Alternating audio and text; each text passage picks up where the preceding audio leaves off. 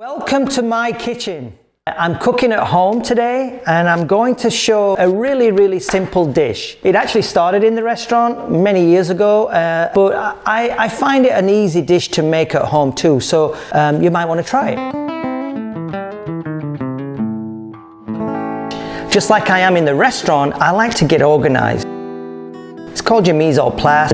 Basically it means just getting all your prep ready. I always like to have them visual so I can see them. Salmon can hold up to anything. Some delicate white fishes get overpowered. With salmon, you can use a lot of ingredients. So let's get started then, and we're going to start with the potatoes.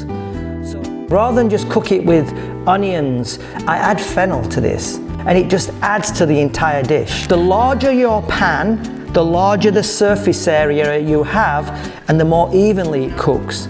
Once you hear that sizzle, you know it's going to start cooking. And I give it a little shake now because I just want to coat these onions and fennel with the oil. A little S&P, little salt and pepper here. So we don't want to burn it right away. Remember, we're trying to sweat these onions and fennel so that the sugars, the natural sugars, come out. So we're going to turn that down to a low heat.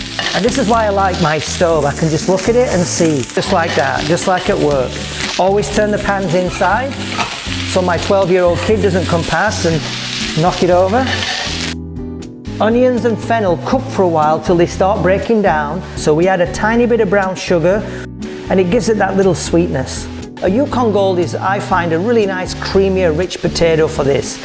And I've steamed them ahead, so all I have to do now is kind of brown them and heat them up. Here's a little chopped parsley, and then I'm going to use a little bit of butter there, and that's going to add some richness to the flavor of the potatoes and brown them.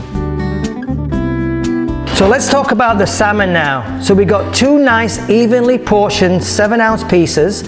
When you go to the store to buy your salmon, ask for the center cut, which basically comes down this part as the fillet tapers off to the tail. You can go skinless or you could go skin on. Just going to give these a little sear first, and then we're going to crust it.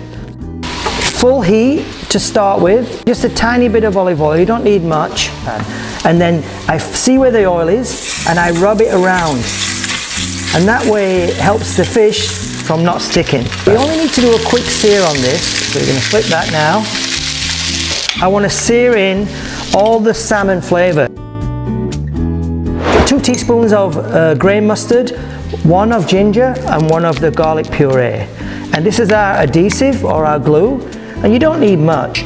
So as you bite into your salmon, you're going to get the heat from here, you're going to get the mustard flavor with a little crunch, and then you're going to get the garlic and ginger come through. I'm just going to let that rest for a few minutes and cool down, and that'll give it a chance to absorb the crust and the spices. It opens up.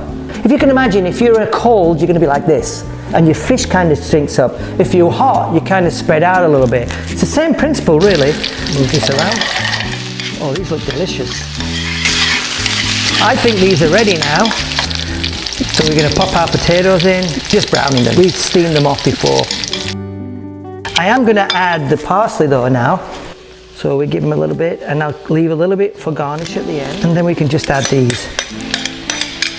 Same. Once these vegetables are cooked, they've opened themselves up again, just like the fish is right now. And that's when it's better to add any liquid or any cheese, and it kind of grabs it and soaks it in. You can see how nice and brown it looks, and you can see how the adhesive, meaning the garlic, the ginger and the mustard, has done its job. It's kind of held really well. Now I could cook these like this. I'm going to turn it off the heat because these are going to go in the oven. But if I put a little bit of white wine, a little bit of Chardonnay in here, that's going to keep the fish really moist. It only takes about 8 minutes. So the last part of the dish, while the asparagus is in the oven and the salmon is in the oven, is our tzatziki.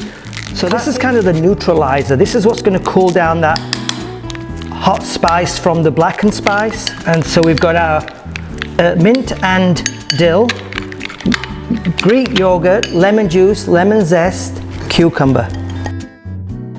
All right, so let's check our fish. Easiest way to check fish, just like any kind of meat, is I kind of just press on it.